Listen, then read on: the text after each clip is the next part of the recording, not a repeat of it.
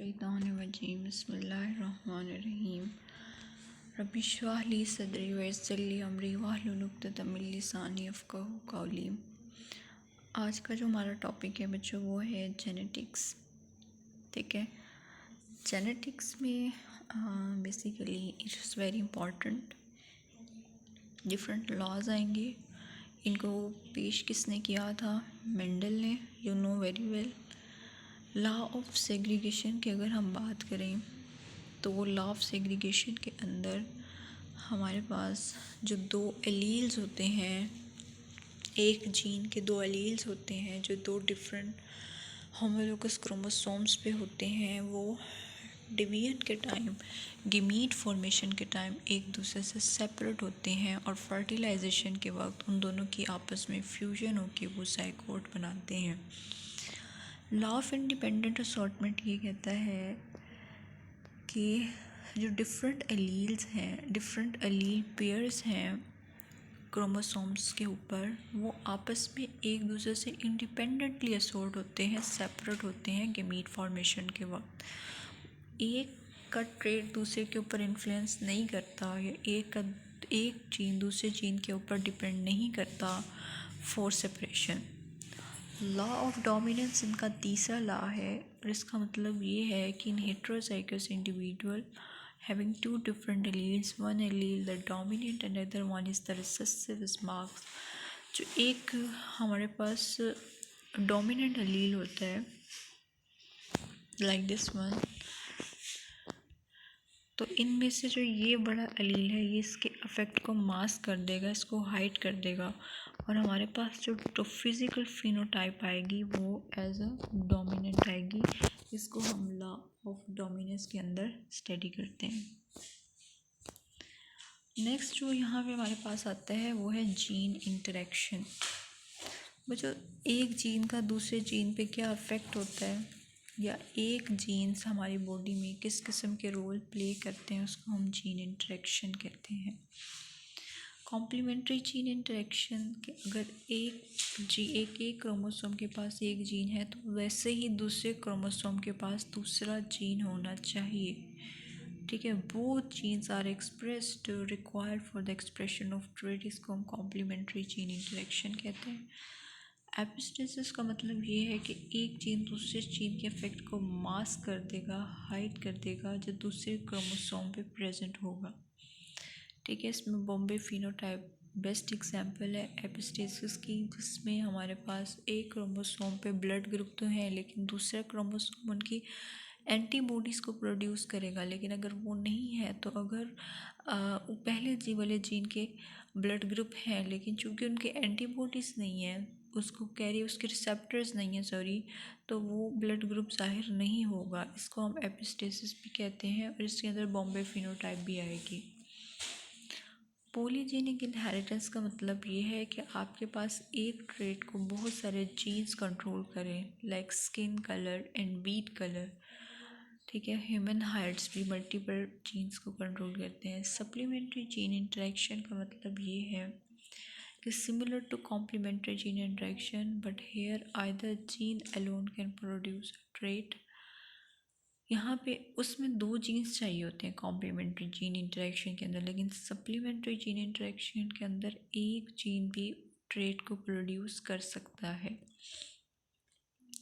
Duplicate में हमारे पास different occurs when different genes independently control the same trait.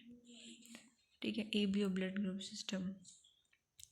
आगे आ जाता है हमारे पास क्रोमोसोमल एब्रेशंस। बच्चों, जब क्रोमोसोम्स मेयोसिस के वक्त एक दूसरे के अंदर अनइक्वल डिवीजन करते हैं तो उसको हम क्रोमोसोमल एब्रेशन कहते हैं। उनकी स्ट्रक्चरल और functional changes from the normal इसका क्रोमोसोमल एब्रेशन। अगर इनके नंबर में प्रॉब्लम आ जाए तो इसे न्यूमेरिकल एब्रेशन कहते हैं।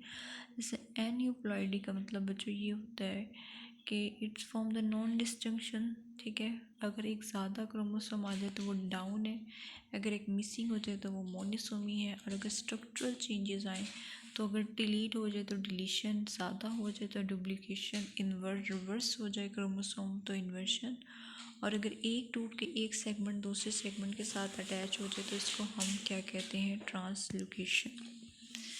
ठीक है बच्चों, क्राइडोजाइट ये इम्पोर्टेंट है।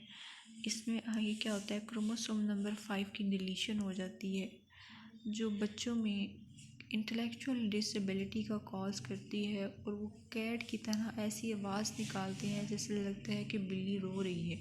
इसे क्राइडोचैट सिंड्रोम भी कहते हैं। ठीक है, और ये पीलियोडिफेलिक क्रोमोसोम, ये भी आपने याद रखना है, ये माइलॉइड ल्यूकीमिया के अंदर एबनॉर्मल ट्रांसलोकेशन हो जाती है इसकी क्रोमोसोम नंबर 9 एंड 22 पे।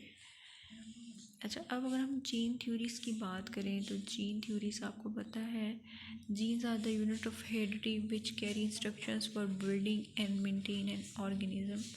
दे are located on chromosomes within the cell nucleus. Genes are important. ठीक है, अगर मेंडेलियन इनहेरिटेंस में जीन्स बहुत अहम किरदार अदा करते हैं। जेनेटिक वेरिएशंस भी जीन की वजह से आती है।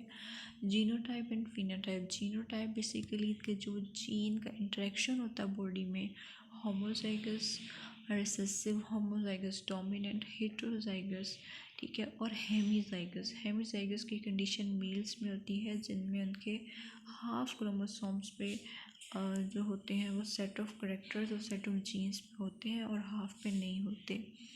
ठीक है, फिनोटाइप उसकी फिजिकल अपीयरेंस होती है जीन की।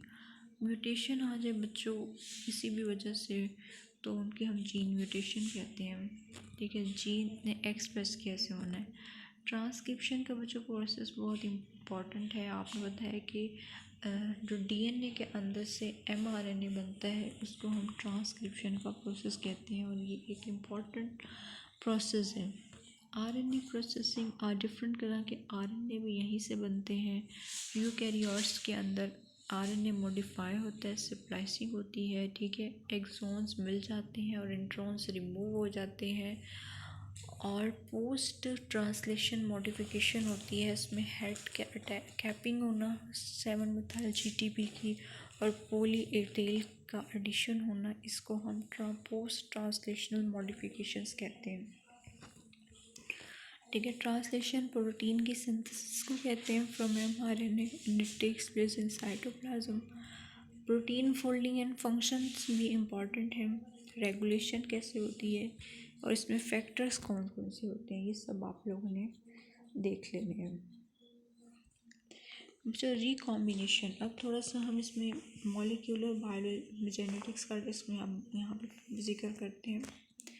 इसमें ये होता है कि जो recombinant of DNA and PCR का मतलब ये है कि एक रिकॉम्बिनेंट डीएनए, अगर हमने एक बैक्टीरिया के डीएनए के अंदर अपना जीन ऑफ इंटरेस्ट डाला है और उसको लाइगेट किया है by through the process of ligation, this one is the recombinant DNA. ठीक है, रिकॉम्बिनेंट डीएनए जो है ये अब वेरियस कॉपीज़ बनाएगा, वेरियस यूज़फुल प्रोडक्ट्स बनाएगा, और इससे हम बाकी जो है अपनी क्लोनिंग कर सकेंगे चीज़ों की।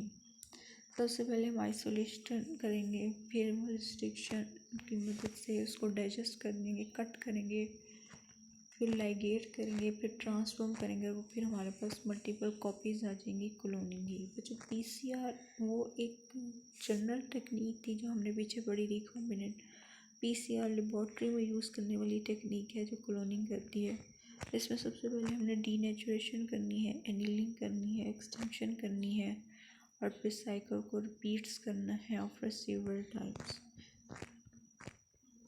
ठीक है, म्यूटेशन इस इम्पॉर्टेंट है। अगर जीन के अंदर किसी भी बाहर की रेस रेडिएशंस की वजह से, यूवी रेस की वजह से कोई भी चेंजेस आते हैं तो ऐसे चेंजेस को हम जेनेटिक म्यूटेशन कहते हैं। अगर सिर्फ पॉइंट म्यूटेशन, अगर एक सिंगल बेस का चेंज हो जाए, सिंगल बेस पेयर का चेंज हो जाए तो उसको हम सिकल सेल एनीमिया की बेस्ट एग्जांपल है, जिसमें ग्लूटामिक एसिड वेलिन में कन्वर्ट होता है at beta haemoglobin at 6 carbon number GAG to convert into GUG. Glutamic acid is converted into valine, and this one is the single mutation. Transition इसमें होगी और ट्रांसवर्शन भी। अगर एक प्यूरीन से रिप्लेस हो जाए और पायरिमिडीन से, तो this one is the transition. और अगर एक प्यूरीन पायरिमिडीन से रिप्लेस हो जाए तो ट्रांसवर्शन। इंसर्शन म्यूटेशन में कोई चीज़ बाहर के आगे इंसर्ट हो जाएगी, डिलीशन में कोई चीज़ डिलीट हो जाएगी इसमें, और फ्रेम शिफ्ट में पूरे का पूरा एक ऐसे कह लें कि कोई चीज़ इंसर्ट होगी या डिलीट होगी जिसकी वजह से पूरे का पूरा शिफ्ट चेंज हो जाएगा रीडिंग का, और ये डेंजरस होती है। बाकी क्रोमोसोमल म्यूटेशन में डुप्लीकेशन है, डिलीशन है, inversion, translocation and insertion. Hope so आप लोगों का आज का लेक्चर इंशाल्लाह समझ आ गया होगा।